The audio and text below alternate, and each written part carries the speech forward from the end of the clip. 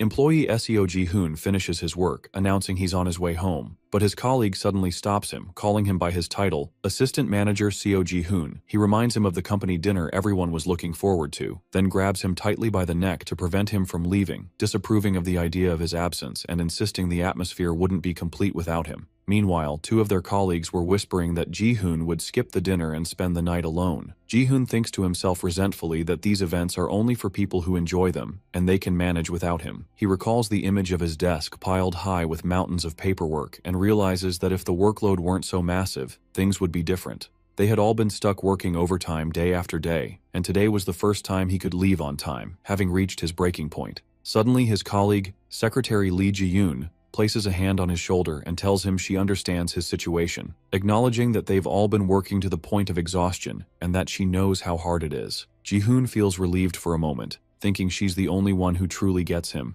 But contrary to his expectations, Ji-yoon shouts enthusiastically and suggests that since they're all in agreement, they should celebrate by drinking together tonight, which shocks and bewilders Ji-hoon, leading him to believe that the work pressure has driven everyone mad. Ji-hoon wonders desperately how he ended up in a workplace that drives its employees crazy with constant work. All he ever wanted from his government job was to achieve a work-life balance, to work and rest in moderation. As he's walking away, he spots a mysterious person wearing a hoodie and a face mask, and he recognizes him immediately. It's the petitioner he met earlier that day. Ji-hoon feels a sense of danger. The person seemed unstable, and he needs to get away from him quickly. But the man stops him and asks if he's the employee he met that morning. Ji-hoon remembers how Ji-yoon told this man that his requests couldn't be met because they were orders from above. Back in the present, the man asks Ji-hoon why he's ignoring him, and Ji-hoon tries to explain that he's just following procedures. And Ji-yoon intervenes, asking the man to come back the next day because working hours are over. At that, the man loses his temper, shouting furiously that he's being ignored, and then violently attacks Ji-hoon, blaming him for all his problems.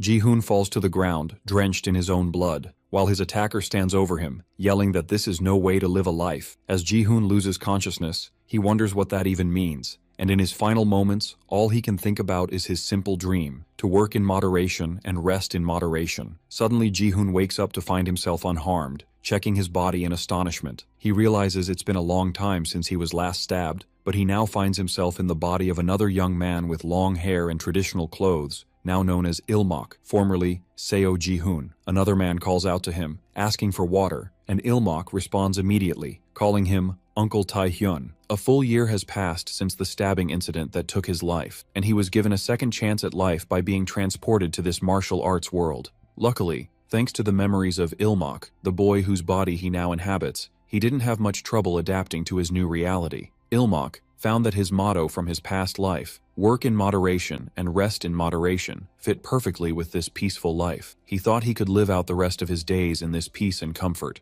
but he soon discovered that this idea wouldn't last long. Ilmok feels that the peaceful future he aspired to has turned to ash. Suddenly, a huge fire engulfs the inn where he works, and Ilmok rushes to try and put out the flames with buckets of water. He wonders angrily why the fire broke out in their inn of all places, but decides the priority now is to get everyone out safely. He spots his uncle Tae-hyun trapped under a burning wooden beam and rushes towards him to pull him out, but he freezes in his tracks, shocked by what he sees inside, where an old man with long white hair stands next to the corpse of the innkeeper. The old man calmly tells him that the reason for his actions was that the noodles served to him were disgustingly bad. Ilmok condemns this trivial reason, but the old man insists the food was that bad, and burning the place down was just an added bonus. The old man turns to Ilmok, remarking that his talent is being wasted waiting tables, and offers him the chance to become his disciple, threatening him with death if he refuses. At that moment, memories of his death in his past life flood back to Ilmok,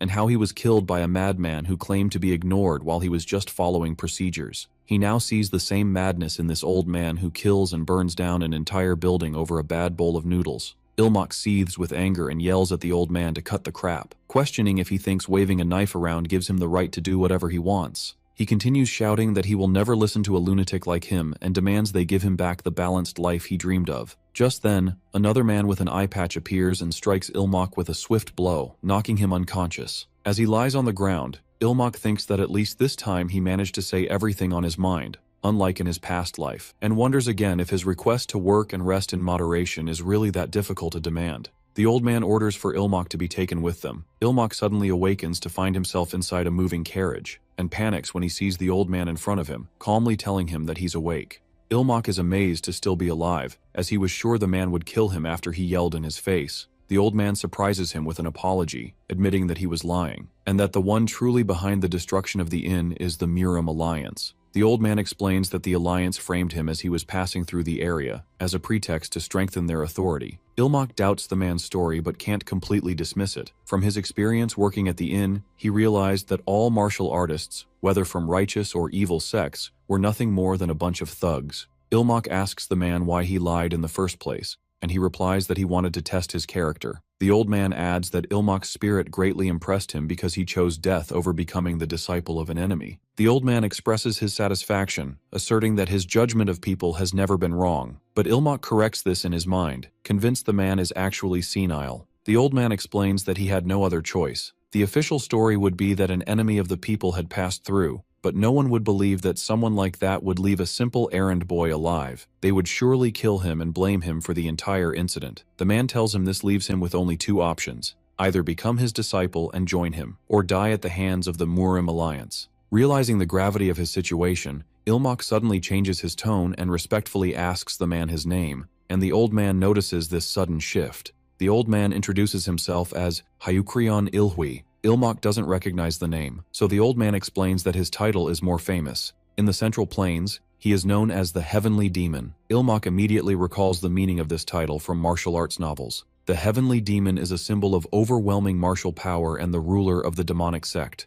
Although the sect has different names, the title ultimately means a sect leader. But the only difference is that their power is incredibly immense. Ilmak thinks that if this were a modern-day cult, he would immediately refuse to join due to its association with criminal activities. But since it isn't, it might not be so bad. The Heavenly Demon interrupts his thoughts, asking him about the work-life balance he was shouting about, which embarrasses Ilmak. They reach their destination, and the Heavenly Demon asks for his name. Ilmak replies that he has no family name, just Ilmak. The Heavenly Demon welcomes him to the sect, where many followers are lined up, kneeling to greet them. The followers greet their master, the Heavenly Demon, and ask him for salvation, and Ilmak is filled with a sense of awe. The scene is much grander than he had imagined, and he thinks about what it must feel like to be the leader of a religious cult, wondering if others will look at him differently now. The Heavenly Demon takes him to a palace called Bonga Majon, and tells him it will be his if he accepts being his disciple, asking him to stay there until he makes his decision. He promises to personally investigate who sent the assassins to the inn. As he understands, Ilmak must be in great pain over the death of his uncle, who was like a father to him, and he swears on his name as the Heavenly Demon that he will help him in this matter, whether he becomes his disciple or not.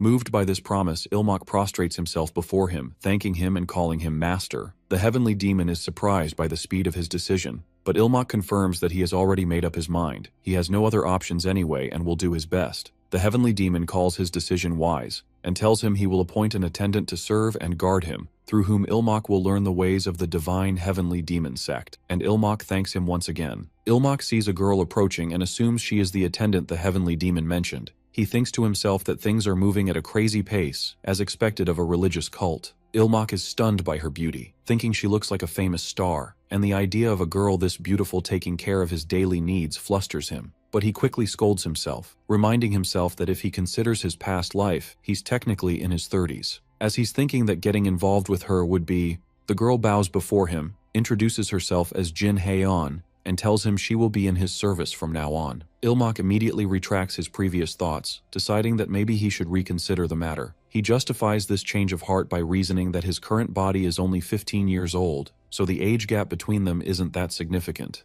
Haeon interrupts his thoughts and apologizes for having to say this at their first meeting, but she tells him he must start preparing to enroll in the Madagwan. Ilmak wonders what the Madagwan is, and she explains that it is the sect's top academy where distinguished members enroll at the age of 16, and that all high-ranking officials of the sect have graduated from it. She adds that since he is the Heavenly Demon's disciple, he must graduate at the top of his class so as not to bring shame upon his master. Ilmak realizes this task will not be easy at all. Haeon acknowledges that time is short, but reassures him not to worry. The atmosphere suddenly shifts, becoming more serious and strict, and Haeon declares that she will make him the strongest. She immediately begins a grueling training regimen, ordering him to chant the sect's slogans like Advent of the Heavenly Demon while doing push-ups, and yells at him that his voice is too low and to do it again. She continues to push him relentlessly, shouting for him to straighten his arms. Ilmak completely collapses from exhaustion, and she screams at him again to get up. Ilmak gasps that he can't go on. Hyeon asks him sharply if someone threatened him with a sword to force him into this,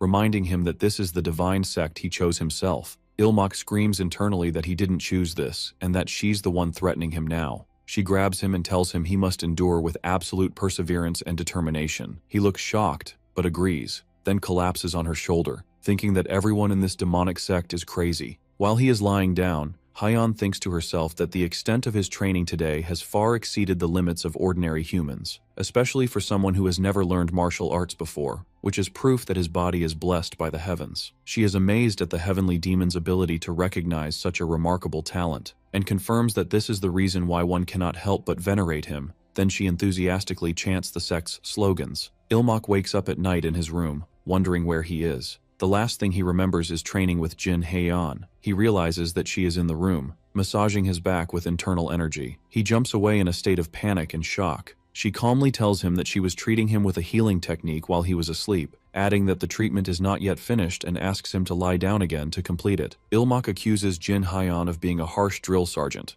and believes that her healing technique is just a way to heal him quickly so she can return him to the grueling training again. This treatment brings back painful memories of his military training in his past life, and he feels that that experience was enough suffering for him. He screams that he cannot live like this, and demands at least one break every half season, a term from the gaming world meaning about an hour. He asserts that the most important value in his life is work-life balance, and that he will defend his rest time no matter what it takes. Hyeon flatly rejects his request, explaining that he is 15 years old, with only 1 year left before he enrolls in the madagwan, so there is no time for complacency. Ilmak worries and wonders if she will continue to be this cruel, and asks her what if he dies from exhaustion. She calmly replies that he is not so weak as to collapse from this amount of training, and adds that if he were to die, she would gladly follow him to death and continue to serve him even as a spirit. Ilmak is terrified by this extreme loyalty and calls her obsessed, asking her to stop talking about dying with him and portraying it as loyalty. He feels stressed but realizes there is no other way out. He decides that there is no point in arguing and changes his strategy, announcing that if he has to live like this, he would rather give everything up. She asks him what he means by that,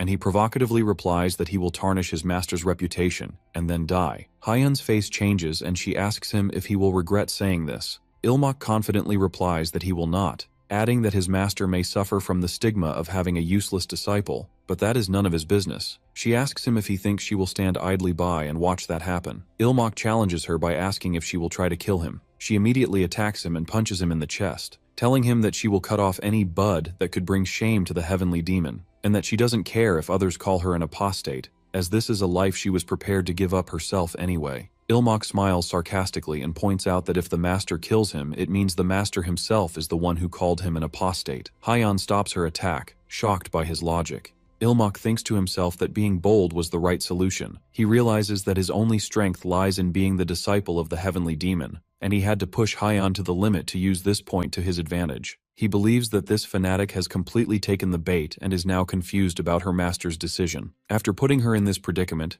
Ilmak clarifies that he never said he wouldn't train. He tells her that he has only 2 demands. First, he wants a break every half a shijin, 1 hour, during training. Second, he wants a guarantee of 3.5 shijin, 7 hours, of sleep. Hyeon asks Ilmak if he is really satisfied with these simple demands, and he hesitantly confirms that he is. Ilmak adds that he will train hard if he gets what he wants, as he also does not want to bring shame to his master. Hyeon agrees to his terms, but warns him that he must keep his promise to train hard, then orders him to get back on the ground to continue the treatment and finish the session. Ilmak internally regrets his harshness in negotiating, wondering if he should have been less strict. The next day, it is time for martial arts training with the heavenly demon himself. The heavenly demon observes Ilmak training hard until he collapses, and comments with admiration on his diligence. Hyeon gives the credit to Ilmak's amazing concentration, adding that at this rate, he will have no problem reaching the advanced level of external arts. The exhausted Ilmak thinks to himself, of course, as he sees it as natural to reach this level after a year of such grueling training,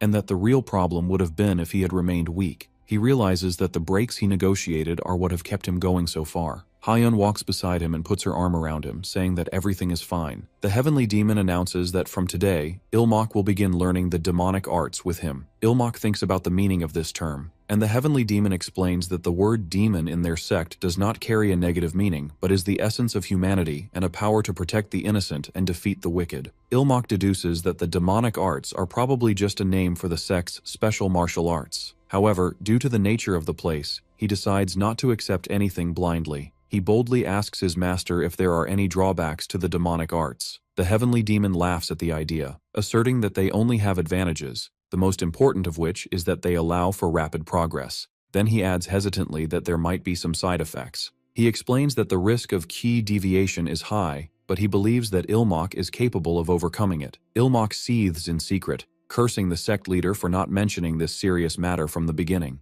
Ilmok cautiously asks for more details about the types of martial arts and their side effects. The heavenly demon agrees, saying that he was going to explain it anyway, and asks him to listen carefully and then decide. He begins with the explosive Mara sword technique, a destructive and powerful art capable of blowing up mountain peaks, and its side effect is problems with controlling anger. The second art is the manual demonic arts, an ice art that can freeze an entire area, and its side effect is hypersexuality. The third art is the Mad Soul sword technique, an endlessly variable sword art, and its side effect is auditory and visual hallucinations. As the list goes on, Ilmok covers his face in despair, wondering if he is choosing a martial art or a mental illness. Ilmok asks his master in panic if he himself has mastered all these martial arts with their flaws, and the heavenly demon answers with another question, wondering what if he had. Ilmok is completely shocked, unable to believe this is real, and thinks to himself that the heavenly demon is not just a sect leader, but a walking psychiatric ward. The heavenly demon reassures him that there is no need to worry, as it is possible to overcome the side effects of the demonic arts. He explains that the stages of the demonic arts are divided into 3 main levels. The beginner stage is called Ipma, and the stage where the side effects reach their peak is called Gyokma,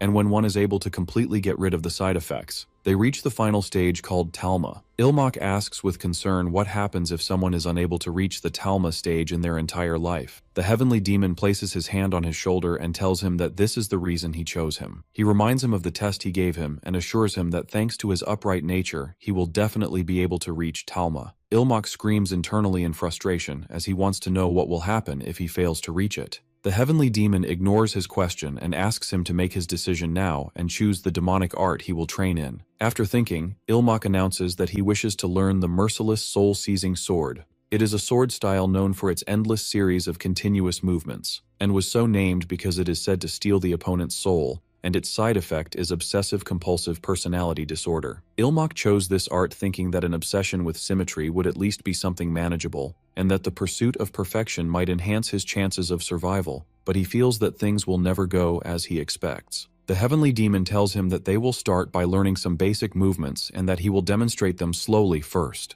and Ilmok enthusiastically agrees. He explains the first move, the flying soul-seizing blade, and clarifies that it is related to the motion of drawing the sword to block an opponent's attack. He orders him to take a step back with his right foot, draw the sword in the same path as the enemy's attack, and then block the strike while preparing for the next move. The heavenly demon asks him to imitate him. Ilmok thinks that the explanation sounds complicated, but in the end, it's just drawing a sword, wondering how difficult it could be. But when he tries, the sword gets stuck in its scabbard. The heavenly demon corrects him, explaining that it's not just about the hand holding the sword, but one must also pay attention to the angle of the blade and the hand holding the scabbard. He guides his hands, and Ilmok succeeds in drawing the sword, earning his master's approval. His master tells him that he will add some adjustments, and they will continue training. Ilmok continues to practice, feeling satisfied, thinking that perhaps because of his young age, he is learning everything quickly. The heavenly demon tells Ilmok that he will swing his sword slowly, and orders him to block the strike using the flying soul-seizing blade technique while drawing his sword.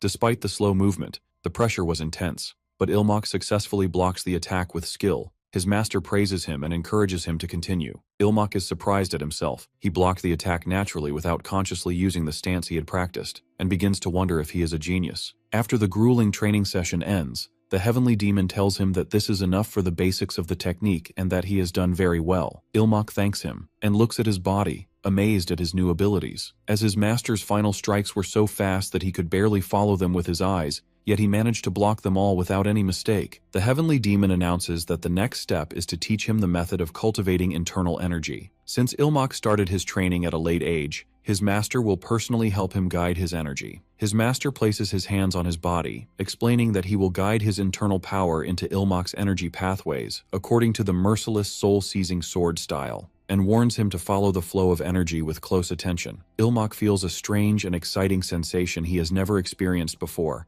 as the energy begins to move inside his body through different energy points. He notices that his master's internal power is gentle, yet its presence is strong and clear, and thanks to this guidance he was able to memorize the flow of energy and the locations of all the pathways, and succeeded in forming a small energy core the size of a bean. His master congratulates him on entering the Ipma stage, and urges him to continue striving until he reaches the Talma stage. In appreciation of his good progress, the heavenly demon invites him to dinner that night with his older brothers in the sect, as this is the perfect time for introductions. Ilmak agrees to purify himself first and then meet him later, and his master tells him that he will be waiting for him. Ilmak sighs, as he is not enthusiastic about another group dinner. He thinks that these older brothers are ultimately his rivals for the position of heavenly demon, while all he wants is to live in peace and comfort. Ilmak asks Jin Hyeon which demonic art she learned, and she replies that it is the manual demonic art. Ilmak remembers the frost that would sometimes form around her and realizes that this is the reason, which she confirms. Ilmak is shocked, as he suddenly remembers that the side effect of the manual demonic art is hypersexuality. Ilmak regrets discovering this now that he has started to get used to things, wondering why she chose this particular art out of all the available ones.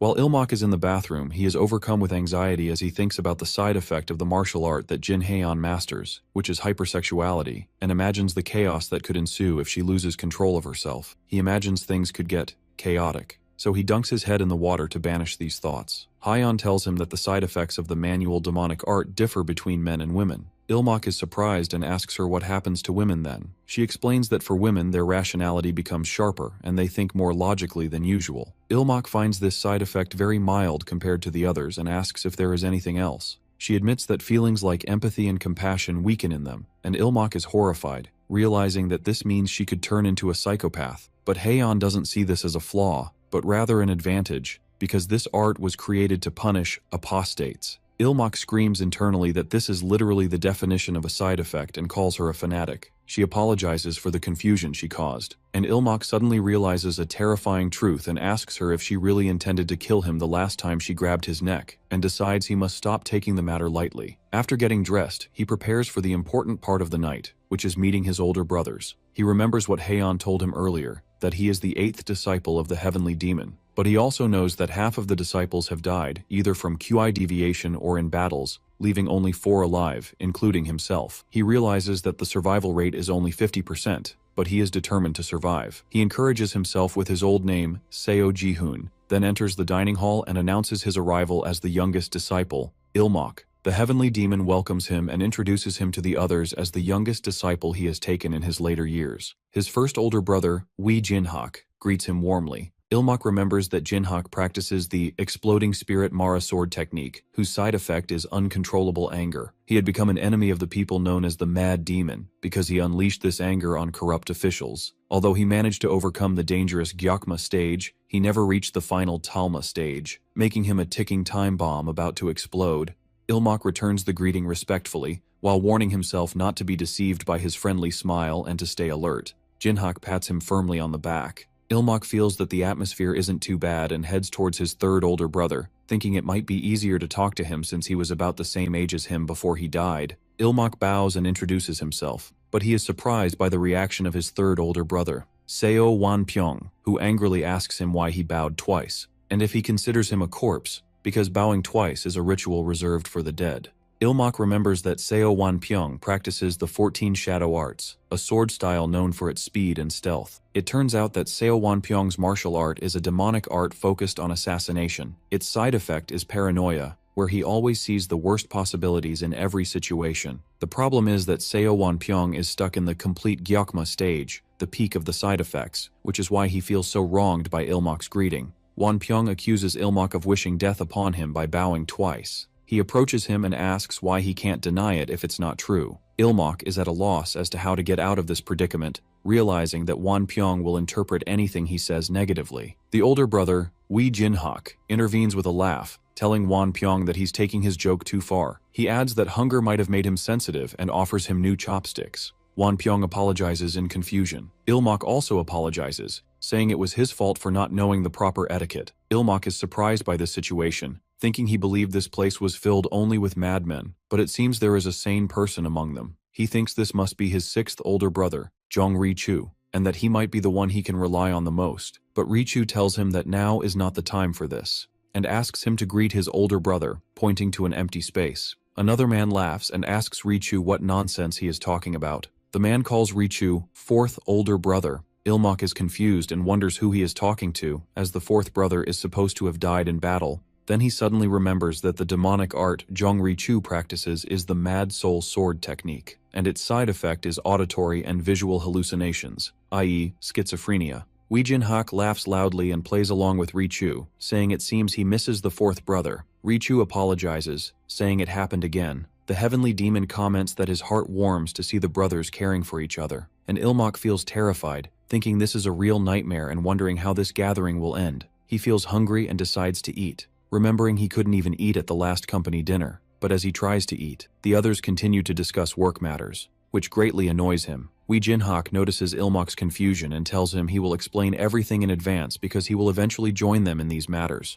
Ilmok agrees to listen attentively, thinking to himself with resignation, "Here I go, joining them." Wee Jin-hak begins to explain the situation to Ilmok, clarifying that the heavenly demon and his close aides conduct periodic inspection tours of the sect's territories. He explains that during the last tour, an unexpected variable, Ilmok, appeared at an inn, which caught the master's interest, and for Ilmok's safety, the master had to return to the headquarters first. For this reason, the master held this work dinner today to listen to the reports of the senior disciples who completed the inspection tours and at the same time to introduce Ilmok to his older brothers. After the explanation, the heavenly demon asks Ilmok for his opinion on the discussion so far, as he is interested in knowing his perspective on how the divine sect cares for the common people. Since Ilmok comes from the outside, he wants to hear his fresh perspective and whether he has any ideas for improvement. Ilmok realizes this is a test. He knows that the goal of all his older brothers is to reach the position of heavenly demon, and they are willing to fight each other without hesitation for this position. But Ilmok, or Seo Ji-hoon, is completely different. He doesn't care about this power struggle. All he wants is to relax and eat as much as possible. He knows that fanatics like Jin Haeon will not let him slack off. Therefore, he decides that from today, he must completely distance himself from their circle of interest by playing the role of the eternal middle manager, someone who doesn't care about the top position and doesn't intend to side with anyone. To succeed, he must appear as someone who is lacking something, not too smart, not too outstanding. He must be like a new employee full of enthusiasm but ignorant,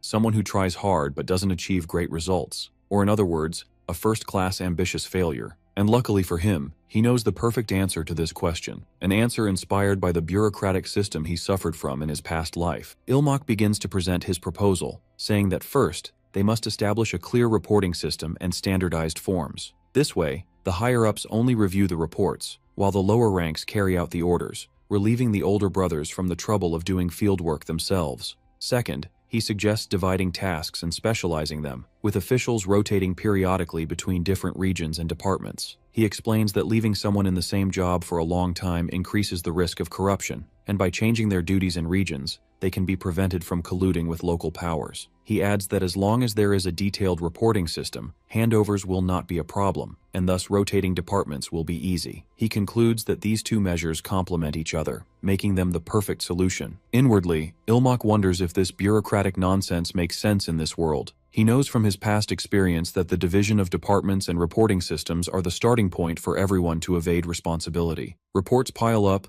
work gets delayed, and the reports that come down become the basis for laying blame. The rotation of departments is also chaotic, as it is rare for a former employee to leave anything for their successor. Wee Jin-hak prepares to put this ignorant rookie in his place, and to show him the difference between fantasy and reality, and what happens when enthusiasm is without substance. Ilmok thinks to himself that in order to make his plan of appearing as an ignorant rookie succeed, he is willing to take some hits. But contrary to his expectations, Wee Jin-hak pats him on the head, and then holds him tightly while laughing, telling the master that the youngest brother is much smarter than he thought. Ilmok stands there, confused by this sudden turn of events. Jinhak praises Ilmok's proposal, pointing out that he took into account the possibility of corruption among the workers and that his proposed system is in line with the sect's principles. Ilmok screams internally that this is not what he meant at all. The heavenly demon laughs, noting that Ilmok's focus on the word perfect seems like a side effect of his martial art, which causes obsessive-compulsive disorder. Ilmok denies this in secret again. The third older brother, Seo Wan Pyong, comments that not a single day has passed since Ilmok started training, yet his achievements in martial arts, in addition to his mind, are impressive. Ilmok's frustration grows. The master decides to end the talk about work for now and will call Ilmok later to speak with him privately, announcing that it is time to enjoy the party. Ilmok begs internally for them to stop. Later, Ilmok reflects that the South Korean bureaucratic system, despite its age, is certainly more developed than any system in the world of martial arts. He had discovered that the divine sect had no real system but was just a mess where the heavenly demon gave orders and everyone had to carry them out. He realizes his mistake was assuming an organizational structure existed based on the master's authority alone. After dinner, Ilmok tells Jin Hyeon that he is going out for a while to digest his food, and she asks him to return before the external martial arts training begins. He thinks to himself that thanks to his successful proposal, his workload has increased even more. He complains that his time is already tight with the recent addition of doctrine studies, and wonders when he is supposed to rest. He walks outside, wishing he could find something to help him relax. He spots a little girl walking in front of him, and thinks the word healing. He reminds himself that he is Seo Ji-hoon in his 30s and should not be affected by just seeing a cute child. He notices that she looks scared and decides that the priority is to calm her down with mature behavior. He approaches her with a wide smile and gently asks her what she is doing here. The girl stammers in her speech, and he realizes that her doll has fallen into the water, so he tells her that she can count on him. The girl points to where the doll is, and Ilmok jumps into the deep water and retrieves it for her. He feels embarrassed for trying to look cool, but the girl thanks him for saving her doll. He asks her why she was playing alone, and she replies that no one at home plays with her. They just order her to train. Ilmok is moved by her words, realizing that her situation is very similar to his own. He introduces himself as Ilmok, and she introduces herself as Seona. He suggests that they meet again the next day, then changes his mind and suggests that they meet every day at lunchtime so he can play with her daily. Seona asks Ilmok if his promise to play with her every day is real, and he enthusiastically assures her it is a firm promise. Then they pinky swear to seal their agreement. A few days later during training, Jin Haeon notices that Ilmok seems to be in a good mood, and asks him if something pleasant has happened to him recently. Ilmok tries to distract her, claiming his good mood is due to his rapid progress in learning. He boasts that at this rate, he expects to finish his doctrinal studies within half a year. Haeon agrees with him, and Ilmok feels guilty for unintentionally lying. He lied because he feels that if Jin Haeon finds out about Seona, she will forbid him from meeting her. This daily meeting is his only time to relax, and he is determined to protect it no matter the cost. The heavenly demon suddenly arrives and tells Ilmok that his rapid progress is good news. They both greet him. The master tells Ilmok that the opinion he presented at the dinner was excellent, but it seemed a bit disconnected from the reality of the sect. Therefore, he assigns him a new mission, to go and see the sect for himself and propose an improvement plan based on what he sees. Ilmok tries to get out of it, saying he is still incomplete and has a lot to learn, but the master replies that although training is important, delaying this practical mission is not wise. The master decides it's best for Ilmok to leave the next day, which frustrates Ilmok. The master adds that Haeon will accompany him, so he can train in his spare time and not worry about falling behind, and Ilmok hates this idea more than anything. Later, Ilmok returns to training feeling hopeless, and Haeon orders him to learn footwork and the art of lightness quickly because they don't have much time. All Ilmok can think about is that he misses Seona. Elsewhere, Seona is training alone and looks sad. A woman approaches her and asks what she is doing. The woman sternly tells her that she is not focused. Seona apologizes, then continues her training seriously. The woman sighs, looking impressed, and whispers the name, Seona. Then she tells her it's nothing and orders her to continue training until she returns. The woman walks away, blaming herself for almost breaking protocol. She thinks that this is a crucial time and apologizes to Seona in her mind, asking her to endure for just a little longer. Seona is left alone again. The next day, Ilmok prepares to leave with a sullen face, while Haeon walks ahead of him carrying the luggage, and he thinks about how he is really leaving the very next day. Ilmok leaves, feeling sorry that he couldn't tell Seona about his sudden departure, and wishes he knew where her family lived so he could at least send her a message. He apologizes to her in his heart and promises to return soon, asking her to wait for him. He is introduced to his personal guards whom the master assigned to accompany him. The first is Jang Hui, and the second is Guan Muyol. Ilmak greets them. He feels relieved when he realizes the master himself will not be accompanying them, and begins to plan how to pretend to inspect while taking a break. He thinks about buying a gift for Siona, but is puzzled about what children in a martial arts world might like. But his plans for rest evaporate when Jin Haeon stops him from getting into the carriage,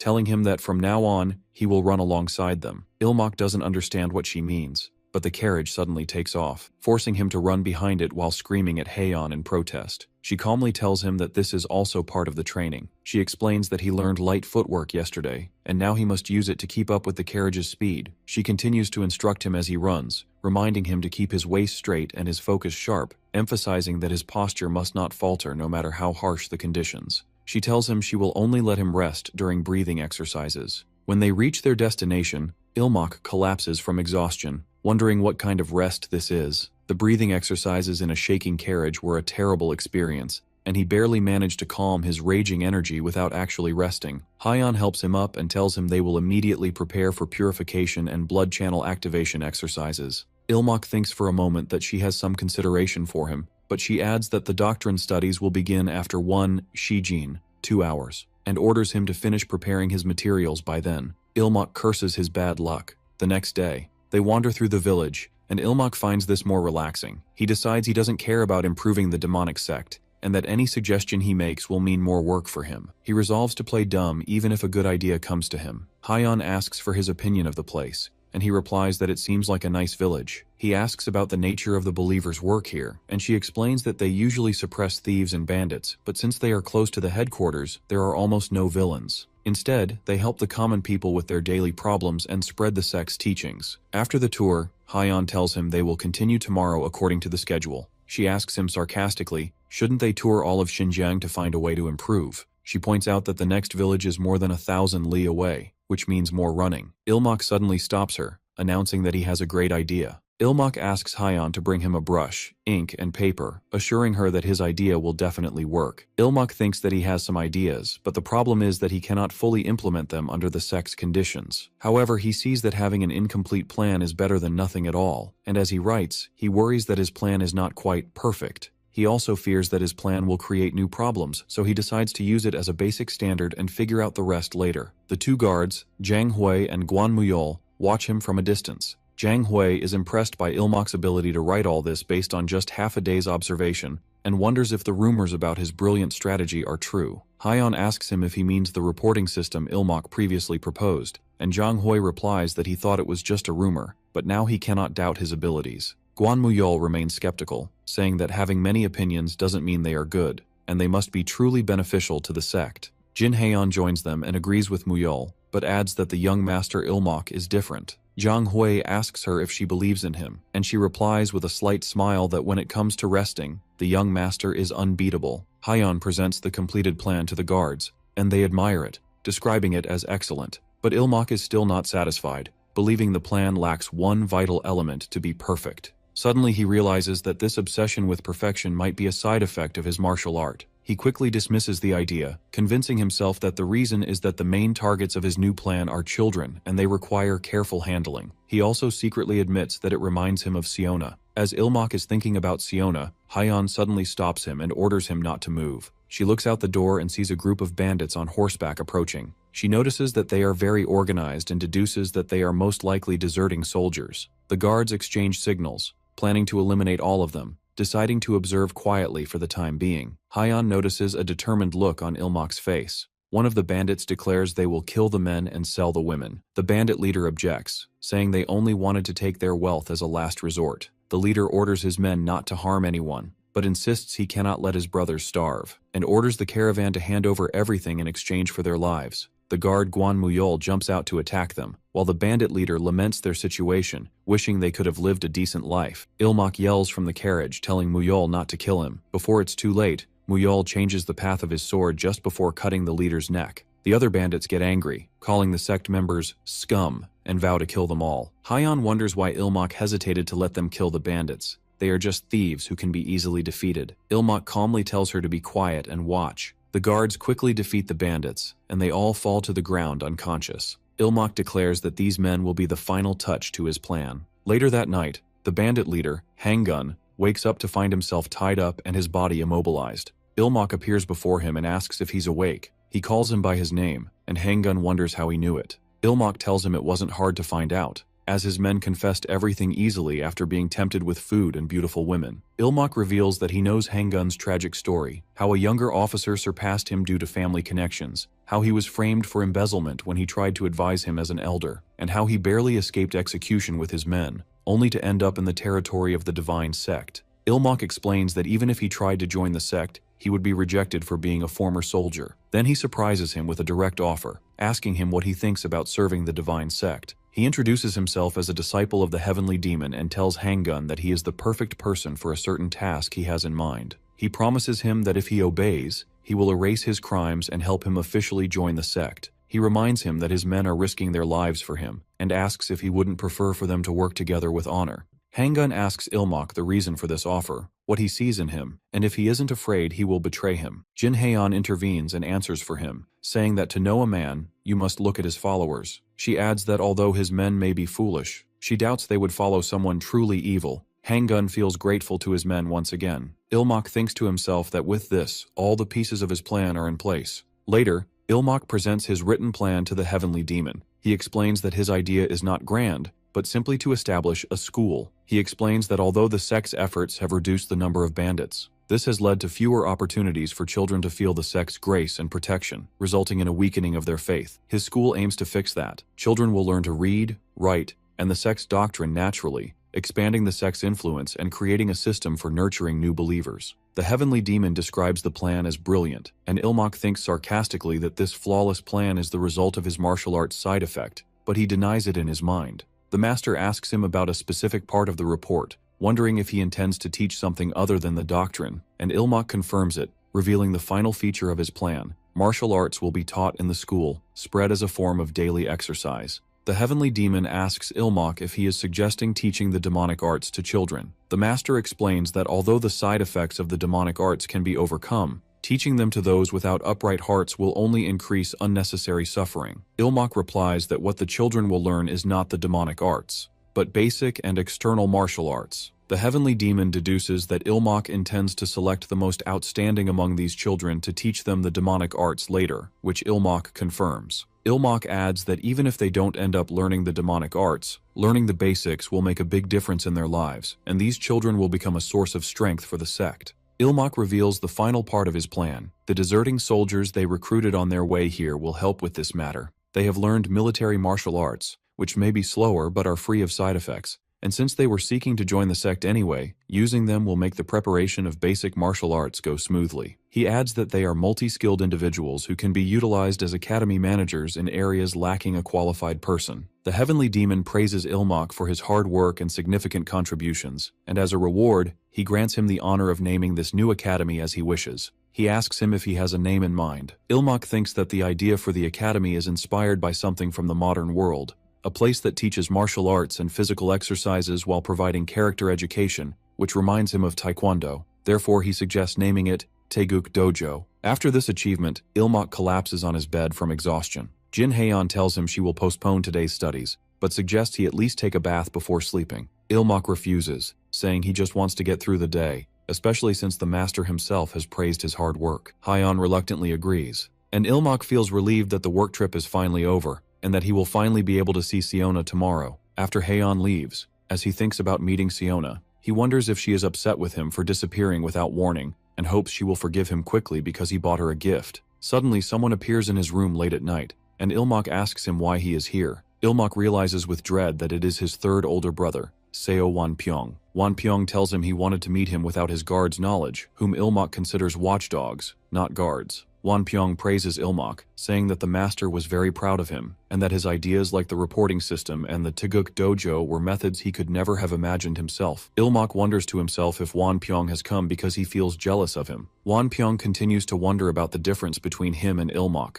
and as he speaks, he sees the gift Ilmok bought for Siona. Wanpyeong realizes that Ilmok is fundamentally different from him. He seems to be on good terms with a young lady, and it's natural that no one would dislike a smart man like him. He compares himself to Ilmok, describing himself as old, worn out, and completely incompetent, and concludes that someone like him should die, or rather, should kill everyone. Ilmok confronts the paranoid fit that has overcome Seo Wanpyeong, grabbing him and shouting that what he's saying about himself isn't true, and that the person for whom he holds the second highest respect should not speak this way. Wonpyong is surprised and hesitantly asks if he truly respects him second most. Ilmok assures him that their master is first in his respect, and Wonpyong comes right after him. Ilmok continues to flatter him, claiming to be a flawed person with much to learn, and that he sees Wonpyong as a role model and an example to follow. He then points to the gift he's holding, explaining it's for a little girl he knows, and claims that she herself says that men like Wonpyong are very popular, while secretly apologizing to Siona for using her name. Wonpyong seems moved but is still skeptical, and asks Ilmok if he is mocking him. Ilmok firmly denies it and strengthens his lie by claiming the master said something similar as well. Ilmok explains that although it may seem otherwise, the master is always scolding him, and every time he tells him that he must learn from his third older brother. He adds that the master boasted a lot about the 14 shadow strikes that Wonpyong masters, describing them as the greatest assassination arts in the world, and that Wonpyong always puts his mind at ease. Wonpyong's expression suddenly darkens and becomes frightening, and he asks in an icy tone if this is really true. Ilmok panics, realizing he may have said something wrong, as Wonpyong suddenly draws his sword. Wonpyong declares that this is the first strike of the 14 shadow strikes, and orders Ilmok to contemplate his sword and dedicate himself to honing his swordsmanship skills. He then sheathes his sword, tells Ilmok that he enjoyed his time with him, and vows to visit him often from now on before leaving Ilmok trembling with fear. After he leaves, Ilmok thinks that he might need to change his underwear from sheer terror. The next day, Ilmok tells Hyon that he is going out to digest his meal, while in reality, he is excited to finally meet Siona and plans to shower her with affection to make up for the lack of sleep he suffered due to Wonpyong's visit. But Hyon stops him, telling him that since he couldn't do his doctrinal studies yesterday, she intends to use this opportunity now to make up for what he missed. Ilmok screams internally, wondering why she is doing this to him, but Hyon coldly replies that his progress is more important than hers. She asks him if there is any other reason preventing him from studying now. So he makes up an excuse that he was worried about feeling sleepy after eating, then resigns himself to the situation and secretly apologizes to Siona. Meanwhile, Siona waits for him at their usual meeting place. During his studies, Ilmok feels extremely drowsy. He admits he's tired but hides the real reason, which was Wonpyong's terrifying visit the previous night. He asks to go out for some fresh air, and Hyon tells him she will wait for him. Ilmok felt exhausted and wondered if his third older brother would visit him every night. He accepts the flattery as a way to stay alive, but he wishes Wonpyong would at least respect his sleeping hours. He realizes it's wrong to expect such consideration from members of the sect, and all he wishes for is to take a peaceful nap with Siona. Suddenly he sees Siona in front of him in the hallway, confused about her presence here, and notices that her hair seems redder than usual. She calls him Ilmok Appa, and he asks her in confusion how she knew his location. He expresses his concern about her being out so late, saying her mother will scold her, but she suddenly grabs him and asks in a dark tone why he abandoned her, reminding him of their promise to play together every day. Ilmok quickly apologizes, trying to explain that there was a real reason for his absence, but she cuts him off, saying he did nothing wrong. She tells him she understands everything because he is the revered disciple of the heavenly demon, then invites him to go with her to her clan where they can eat, sleep, and play together. She teases him, saying she will take full responsibility for him, and he tells her to get a grip. At that moment, Ilmok remembers a truth he had been avoiding, that Siona had also learned the demonic arts and is a true member of the sect. The hallucination suddenly shatters, and Ilmok finds himself lying on the ground in the open in front of Jin Hyon, who asks him why he's in such a state. Siona appears and asks Hyon who she is. Siona screams in anger and attacks Hyon, accusing her of getting between her and her Appa. Hyon wonders if the girl is possessed by a demonic spirit. Ilmok shouts, telling her not to harm her, explaining that she is just a child under the influence of a dark demon, and asks her to just subdue her. Hyon pulls him to safety and asks if he is okay. Ilmok reassures her and asks about Siona. Hyon tells him she used a simple demonic technique to temporarily slow her movements and that she will recover soon. But Siona suddenly breaks free and attacks again, injuring Ilmok in the shoulder as he protects Hyon. Siona tells him to get out of her way, so she can kill Hyon. She asks him jealously if he and Hyon are in some kind of special relationship.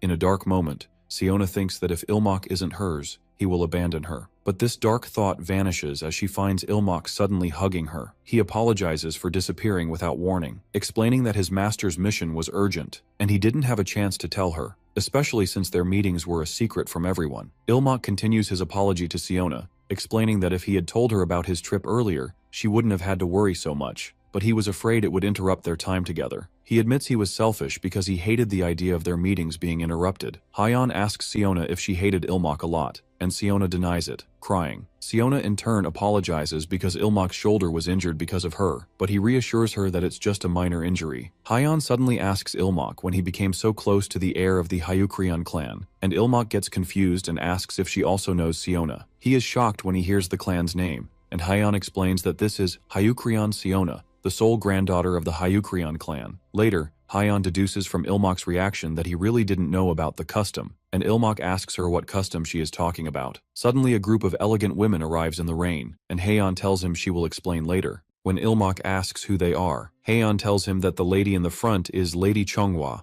the mother of Hyukrion Siona. Ilmak notices that her angry face looks exactly like Siona's when she gets angry, and Siona also realizes that her mother must be very angry. Ilmak reassures Siona and tells her he will talk to her mother, asking her to wait. Siona agrees, and Hyeon asks him what he's going to do, to which he simply replies that he will meet her first. Ilmak and Hyeon step forward to meet Lady Chonghwa and her attendants. He greets her and introduces himself as the 8th disciple of the heavenly demon, and asks if she is here for Siona. The lady confirms it but says she wants to ask him something first. What is his goal? Ilmak pretends not to understand, and she tells him not to play smart. The lady explains that she knows Siona came here alone to look for him, which means they knew each other before, and since Siona never initiates contact with anyone, it must mean that Ilmak had some motive and has broken the custom. Ilmak is accused of seducing Siona for his own purposes, but he vehemently denies it, insisting that they met by chance and became friends, and that this is the truth whether she believes it or not. He angrily asks about this custom that angers everyone, and the lady asks him if his instructor didn't tell him. Hyeon apologizes and admits that it is her fault.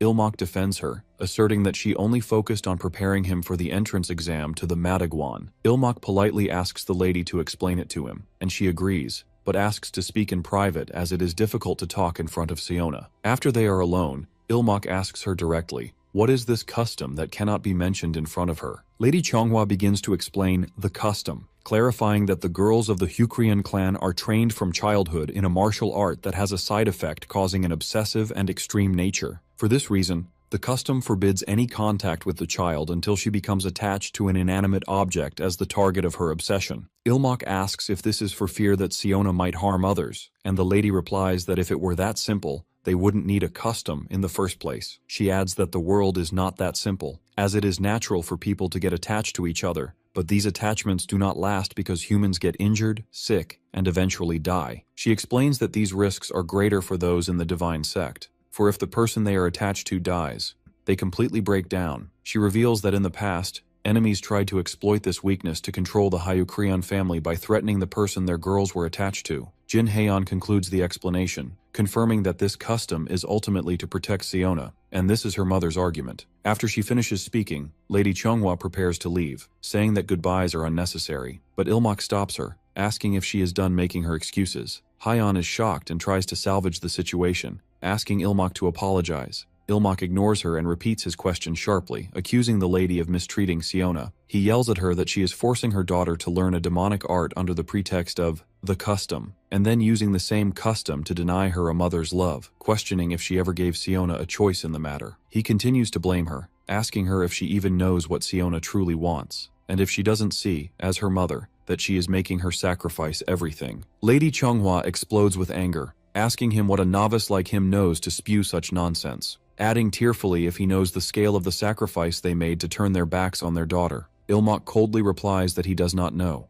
but he knows one thing. This whole farce happened because she lacks faith. The lady is stunned by his accusation, then screams that he knows nothing, and attacks him to kill him. Suddenly her hand stops in midair, as the heavenly demon has arrived and stands before her. The lady immediately kneels and greets the sect leader. The master says he rushed here so that Ilmak wouldn't be late for his training, but instead, he found a scene he had never witnessed before. He looks at Ilmak and tells him he has many questions. But first he wants to know what he meant when he dared to speak of a lack of faith in this divine sect. Meanwhile, Siona is still waiting outside in the rain, facing the heavenly demon's wrath. Ilmak begins to explain his position. He quotes his master's earlier words to him, that all side effects of the demonic arts can be overcome. He then questions the current custom, pointing out that it preemptively assumes that Siona will inevitably fail to overcome the side effects. Before he is misunderstood, he clarifies that he does not mean to accuse the lady of a lack of faith in the sect, but was speaking of faith as a mother, imploring her to believe in her daughter a little more.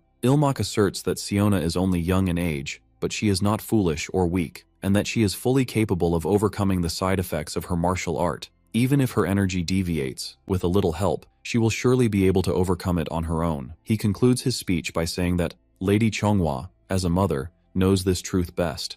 The lady is moved by his words and asks him how he can believe in Siona so much. Ilmak replies that the reason is that Siona is a child of the great and proud Hayukrion clan. Siona, who had been listening from a distance, was deeply moved. Her mother sees her and tells her it's time to go, but Siona tries to say something. Her mother coldly asks if she intends to ask to come here again, and Siona firmly replies that she does, vowing to become someone worthy of the Hayukrion clan. She promises to eat all her food and train even harder, all in exchange for being allowed to return. Her mother adds another condition, that she must also study hard, and Siona happily agrees. After they leave, the heavenly demon comments that it seems the child of the Hayukrion clan has already become obsessed with Ilmak. He warns him that although things ended today with a minor injury, these side effects could lead to his death in other circumstances. He asks if he can really handle her. Ilmak confidently replies that Siona will never harm him, and that even if she did, he is prepared to endure everything. The heavenly demon smiles and tells him to do as he sees fit, secretly admiring his disciple's courage. The master thinks that Ilmak not only devised a profound system that he himself hadn't thought of, but also directly confronted the powerful Hayukrion clan. He realizes that if this matter is handled well, the clan will become an absolute ally to Ilmak, which would be valuable even if Ilmak no longer remains his disciple in the future. A few days later, during a break from training, Ilmak thinks with relief that there has been no further friction with the Hayukrion clan. Siona comes running to him and throws herself into his arms happily. Ilmak realizes that no one can find fault with a matter in which the heavenly demon personally mediated. He remembers the moment of his master's late arrival and his intense fear at that time, while Siona asks him if he has been studying well. He pats her on the head, convinced that confronting them that day was the right decision. Ilmak thinks that child abuse crosses all lines, even in the demonic sect, and that he needs these quiet moments with Siona so as not to lose his mind. Siona asks him what he did that day, and Ilmak remembers the gift he brought for her. He tells her he went on a business trip and saw something he thought would look beautiful on her, so he bought it for her. He asks her if she wants to try it on, and Siona is deeply moved, hugging the box and thinking that this is the first gift she has ever received from her brother. When Ilmak asks her why she is hesitating, she tells him it might get dirty, so she will wait to wear it on an important day. Jin Haeon watches the scene from a distance, thinking that Siona seems to be controlling her side effects relatively stably. Suddenly, Haeon notices two people approaching, and Ilmak recognizes them. They are his older brothers, Wee Jinhak and Seo Wanpyeong. Haeon greets them, while Ilmak wonders why Jinhak is here, as he is used to Wanpyeong's nightly visits. Wanpyeong explains that he is the one who accompanied Jinhak here, and Jinhak explains that he is facing a personnel problem in the Red Dragon Corps and came to ask for Ilmak's help after rumors of his shrewdness spread. He asks him to offer his wisdom to his foolish older brother. Ilmak fears that if he refuses his request, Jinhak's anger will erupt, so he cautiously asks about the nature of the problem. Ilmak decides to listen to him quietly for now, then bows and apologizes, claiming he's afraid he might not know the solution. Jinhak tells him the matter is about choosing the vice captain of the Red Dragon Corps, a difficult decision he wouldn't have asked for help with if it were easy. Ilmak feels relieved that Jinhak didn't get angry and that his workload hasn't increased, considering his response to be perfect. Jinhak notices Siona's presence and greets her warmly, mentioning he heard she visits Ilmak often, then sees the gift box in her hand. Jinhak notices the box won't open and offers to help. Ilmak and Siona try to stop him, insisting it can be opened easily, but Jinhak uses his excessive strength and shatters the wooden box. Siona screams in horror and anger, asking him how he dares to break the gift her brother gave her. Jinhak says coldly, "My bad," and Siona attacks him, screaming that she will kill him, but Ilmak covers her mouth to stop her. Ilmak tries to calm her down, pointing out that the contents of the box are still intact. Siona cries as she holds the gift, and Jinhak comments that their bond is deeper than he thought. Ilmak asks his brothers to give them some privacy to calm Siona down. Jinhak apologizes for his foolish act and leaves, promising to come back again. After Wanpyeong leaves, the guards feel relieved and ask Ilmak to take care of himself, while Ilmak secretly thinks that he hopes Wanpyeong never returns. Ilmak notices that Wee Jinhak's temper doesn't flare up as easily as he thought, and thinks that maybe he can relax a little when dealing with him. As Ilmak consoles Siona, she suddenly says, "The great young master is a fool." Jinhak, who is leaving, freezes, and his face transforms into a mask of rage. Ilmak panics and tries to silence Siona, worried that Jinhak might have heard her, but it's too late. Jinhak turns around and asks in a threatening tone what she just said. Both Hyeon and Ilmok panic and tell Seona to apologize quickly. Seo Wonpyong tells Ilmok to cover Seona's mouth, but Seona repeats loudly that the great young master is a fool who can't even open a box. Jinhak explodes with rage, his eyes glowing red, and Ilmok realizes he is in big trouble. Ilmok is confused, wondering why Jinhak is getting angry now, when he himself had called himself a fool just moments ago. Ilmok prioritizes Seona's safety and yells to Jinhak that he has found a solution to his problem. Jinhak stops for a moment and asks him what solution he's talking about. Ilmok quickly improvises, suggesting promoting the third team leader to the position of vice captain, explaining that his weakness doesn't matter. He tells him that since Jinhak is the captain, his deputy's combat strength is not important, and that the third team leader is the best at handling the work and would be a perfect support for him, secretly hoping this would be enough to calm him down. But the plan backfires, as Jinhak interprets his words as another insult, saying, "So you're saying since I'm a fool, I should promote the smart third team leader?" His anger intensifies, and Ilmok realizes the situation has worsened. Jinhak launches a fierce attack, and Ilmok realizes it's too late to dodge and he must block the blow. He tries to move his body as fast as possible and grips his sword tightly. He succeeds in blocking the attack with the flying soul-seizing sword technique, but is stunned by Jinhak's immense power. He thinks that blocking that strike was a miracle at his current level and screams internally for help from Seo Wonpyong to deal with the crazed Jinhak. At the last moment, Wonpyong appears behind Jinhak and launches a surprise attack from behind, but the other easily avoids it, then punches him hard. But Seo Wonpyong endures the punch and delivers a series of strikes that hit Jinhak directly. Jinhak is thrown back, his face filled with rage and madness. Amidst Ilmok's shock at this insanity, Hyeon rushes to Ilmok and asks if he's okay. He reassures her and asks about Seona, and she tells him she hit her pressure points and knocked her unconscious, and he praises her for it. Hyeon sees the ongoing fight and declares that she will join them as well. As the fight between the brothers intensifies, Jin Haeyeon asks Ilmok to take the opportunity and escape.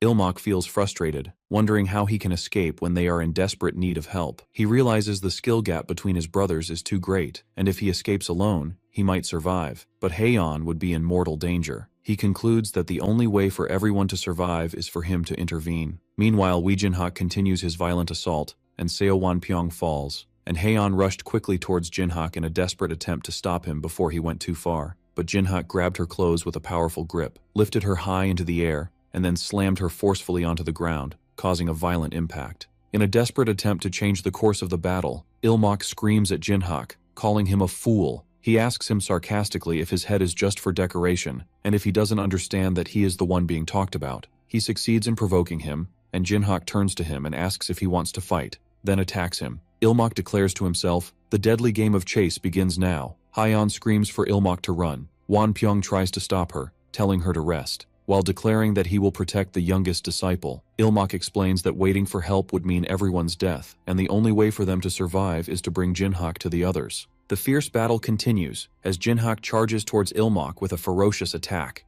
but the latter dodges with incredible agility, miraculously avoiding the blow. Jinhak rushes forward, seizing the opportunity, and brings down a second powerful strike on Ilmok. But at the last moment, Wonpyong suddenly appears and intercepts Jinhak's attack, blocking the blow. And Wonpyong asks Ilmok about his plan. Ilmok screams one word, "Run!" and then takes off running. Hyeon realizes his plan. People have heard the commotion and are starting to arrive. This will ease the burden on Wonpyong, but it won't be enough to calm Jinhak without the master's presence. Therefore, Ilmok had to draw attention to himself. He keeps running while shouting insults at Jinhak, asking him why he is attacking the wrong person. He succeeds in getting his full attention. Ilmok thinks that as long as the others will hinder anyone trying to approach him, the plan will succeed. Jinhak unleashes a devastating attack towards Ilmok. At the peak of Wee Jinhak's rage, he throws his sword in a devastating attack, surprising Ilmok, as this move was not part of his plan. A massive explosion occurs, and Wonpyong screams Ilmok's name in worry. The heavenly demon arrives at that moment and orders everyone to fall back, while the master steps forward, praising their efforts and declaring he will finish it himself. Jinhak remains enraged and screams threats at Ilmok. The heavenly demon coldly orders him to cut it out. Jinhak struggles to resist his master's command, and the master asks if he is going to make him repeat himself. Jinhak screams in pain as he fights his master's control, then finally collapses and prostrates himself, greeting the master of all demons with complete submission. Ilmak falls to the ground in exhaustion and relief. As the guards help restrain Jinhak, Ilmak looks at his master with admiration, realizing he truly is a heavenly demon. Jinhak's rampage is quickly quelled, and fortunately, there were no serious injuries, so his punishment was confinement in the closed hall. Since Siona was the cause of the incident, the Hyukrion clan did not object to this lenient punishment. But the only unfortunate thing was that both Ilmak and Hyon were injured in the fight. Despite her injury, Hyon insists on starting their studies. Ilmak protests, wondering how they can study in their condition. Hyon asks him if he would prefer external martial arts training instead, and he shouts that that's not what he meant. She explains to him that training while injured could leave permanent effects, so he has to endure studying for now. The heavenly demon visits them, and they greet him respectfully. He asks them to remain seated. Ilmak reassures his master of his condition, thanks to the skill of the doctors. The master expresses his relief and decides to reward Ilmak for his quick thinking that minimized the damage, and for his past achievements. Ilmak wonders about the reward, and the master gives him the sect's precious elixir, Bakhmadan. Then he adds that he will also grant him more time for training, and Ilmak realizes this means more hard work. Hyon cries from being so moved, considering the master's grace to be truly heavenly, while Ilmak sighs in despair at her excessive enthusiasm. The master tells Ilmak he has one more thing to tell him. His first older brother, Jinhak, wants to see him. He offers to allow a private meeting as an exception. Ilmak hesitates to see him, but realizes he will have to face him eventually. Confused, Ilmak asks only one question: are the doors of the closed hall sturdy?